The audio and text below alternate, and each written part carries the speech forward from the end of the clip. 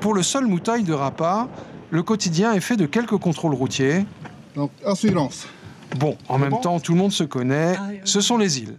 Et puis, de temps à autre, voici qu'un bateau vient mouiller sans être passé au port. Une visite du Moutoï à bord s'impose donc. Le bateau est resté un peu en dehors de la baie. On lui a demandé d'accoster, car il faut bien qu'on lui explique la vie à Rapa, le raoui, comment trier les déchets et vérifier qu'il n'apporte pas des fruits de l'extérieur. Alors, dans cette atmosphère plutôt paisible, la découverte d'un catamaran émergeant entre deux eaux a fait évidemment beaucoup parler. Le premier à l'avoir aperçu est ce pêcheur.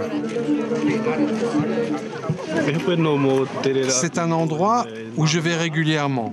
C'était samedi, on a vu l'avant d'un catamaran qui flottait. J'ai alors plongé pour voir s'il y avait quelque chose en dessous, mais je n'ai rien trouvé de particulier. Des débris ont été ramenés à terre. Ils démontrent que le bateau est à la dérive depuis très longtemps.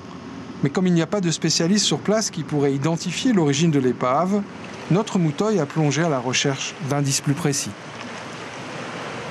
Le jour de l'ouverture du raoui, je suis allé dans cet endroit du sud de l'île assez isolé. Et j'ai trouvé une partie d'immatriculation du bateau sous l'eau. Tous ces éléments et les mouvements de l'épave ces derniers jours ont été envoyés au JRCC à Tahiti. Des vérifications ont eu lieu auprès des autorités de Hawaï, de Nouvelle-Zélande et du Chili, sans résultat pour l'instant. L'épave de Rapa garde donc tout son mystère. L'information en continu sur Polynésie la première, Internet et réseaux sociaux.